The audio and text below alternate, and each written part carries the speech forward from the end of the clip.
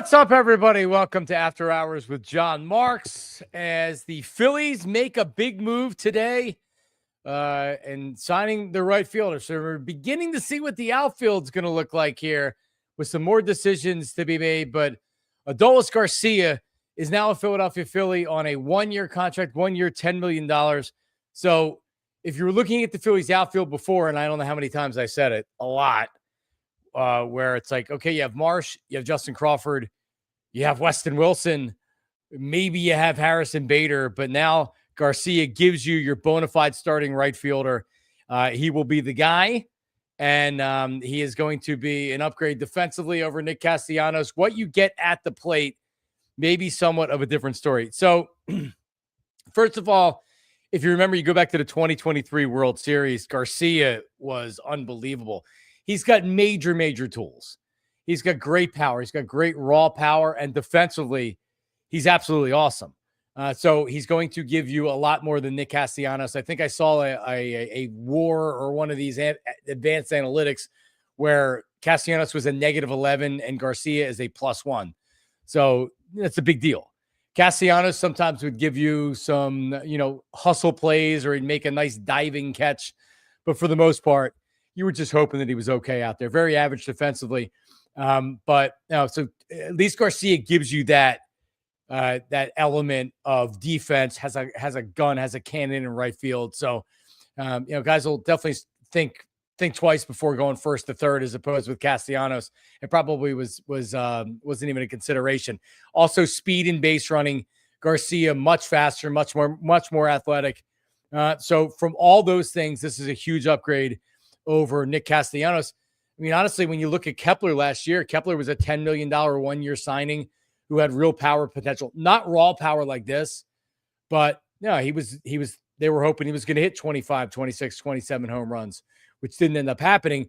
Garcia he could hit 35 home runs. He could get 30 home runs. He could hit 19 home runs like he did this year. But really, when I look at this deal and kind of evaluate it, decide whether I like it or not, I like it because not a lot of names out there. And when you're at this point with the names that were left out there, a free agent that's not going to cost you, young players in a trade, I guess they looked at Garcia and they said, okay, well, he checks the box of having great power. If you look at his numbers, he's routinely hitting in the upper 20s and doubles. So he's an extra base hitting machine. But what he also is, he's a boomer bust. If you look at the last 2 years, his on-base percentage isn't even above 300, 284 last year, or 2 years ago, 271 last year. And the batting averages are never high. He hit 224 in 2024 and hit 227 in 2025. So he's going up there and he's trying to hit a home run. Doesn't have great plate discipline. He's never going to work the count. He's going up there to hack. Not a ton of walks, as you'll notice with the low on-base percentage. So for a 1 year contract, a guy with real upside that'll get you starting the season, he's your right fielder. So let's look at the outfield right now. He's your right fielder. I believe this makes Justin Crawford your center fielder. And then your left field right now, and we'll talk about Harrison Bader in a second, your left field right now, I would believe, is Brandon Marsh and Otto Kemp, a platoon. What felt like before Bohm wasn't going to be back, I don't know, maybe this is just a feel, but it feels like Bohm doesn't have the value that the Phillies want, so they'll keep him at third base, which means Otto Kemp becomes a part-time platoon left fielder, and he becomes probably a third baseman if they don't like what Bohm's doing. Can play first, can play second. He can move around a little bit. If they were to move Bohm, Kemp becomes probably your everyday third baseman. So we'll see. I don't think that Harrison Bader now comes back. If they moved Bohm, Bader could become your center fielder, but then that leaves you with Marsh and Crawford in kind of a weird platoon in left field. Neither one of them have played right field, and I don't think they can. So that's why it leads me to believe that Bader is not coming back. They may have waited around to see what happened with the market, and then they decided they're going to go with Garcia. Bader is a good player. I love how he plays center field, and he was a real addition to their lineup after the trade deadline. They obviously don't want to give him 3 years, which is what he's looking for, maybe even 2 years. Just remember this. You can go into the season with an outfield of Crawford and Marsh and Garcia and Weston Wilson and Otto Kemp. It doesn't mean by the trade deadline or after the trade deadline that's going to be your outfield. So I would agree. It doesn't look like a great outfield right now because it's not. And you also have to see what Crawford gives you. He's done great in AAA. Doesn't have a ton of pop. So he's likely your 9 hitter. And where's your pop come from the outfield? Well, you're hoping it's coming from Garcia. But if he's done what he's done the last 2 seasons, 25 home runs in 2024, and then only 19 home runs last season, you're getting a guy that's going up there and he's either getting it out or he's hitting a home run. And there's not a lot of in between. Not working counts. Where you put him in the lineup is going to be interesting. And I had a projected lineup here. But before we get to that, to me, it looks like with maybe the addition of another bat on a minor league contract or a 1-year deal where you're only making a couple $1 million, I think you have your outfield for the most part. Kemp, Marsh, center field Crawford, right field Garcia. And Weston Wilson can be another bat off the bench if it's not somebody else. And it's not a great outfield, but it gets you started into the season. And oftentimes this is what happens with clubs. They know it's like, okay, we're probably going to need somebody in the outfield. They were wondering if that was going to happen last year. Bader became the guy. Maybe Rojas becomes your extra bat as an outfielder. Maybe they try to move him. Not really sure, but to me, it feels like the outfield is done, and Harrison Bader, this signing, makes it slim that he comes back, unless his market totally crashes. Let's take a look at potential lineups here, what the starting lineup could be, or the batting order, at least, I guess I should say. So you have, and also just keep this in mind, there's been a lot of talk of Schwarber and Harper flip-flopping. The last time that Rob Thompson spoke, which was after he signed his contract extension and when Schwarber signed, it seemed like that the best bet was that, or at least they were seriously considering it. So here it is right here. And I'll try to make this full screen so you can actually see it. Can we get rid of me? No, that's just me. Sorry, folks. I guess it's still there.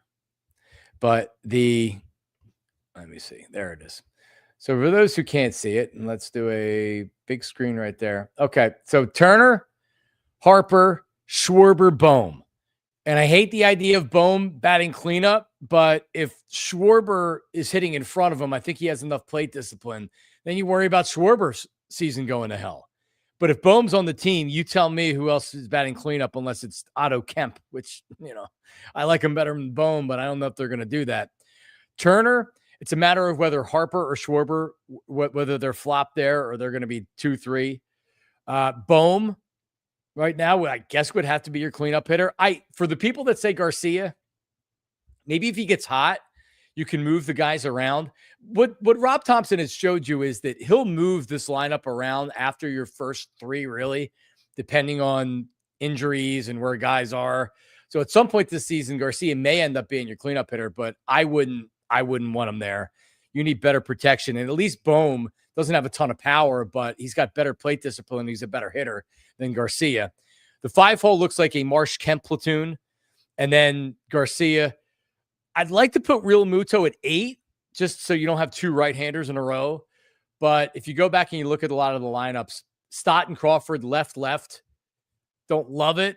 But then Turner, when you're going back to the top of the order, he's your right-handed. So you could go Real Muto, batting 8th instead of 7th. But Turner, Harper, Schwarber, Bohm, Marsh, Kemp, Garcia, Real Muto, Stott, and Crawford. This is in case Bohm is not moved. Now, Bohm easily could be moved. Maybe my read on the situation's wrong. They could move him. That would free up some salary, and then they could sign maybe a veteran third baseman, or they could sign another player at a different position. But to me, it was always, are they moving Bohm and Kemp was going to be the third baseman, or are they keeping Bohm and Kemp is going to be in the outfield?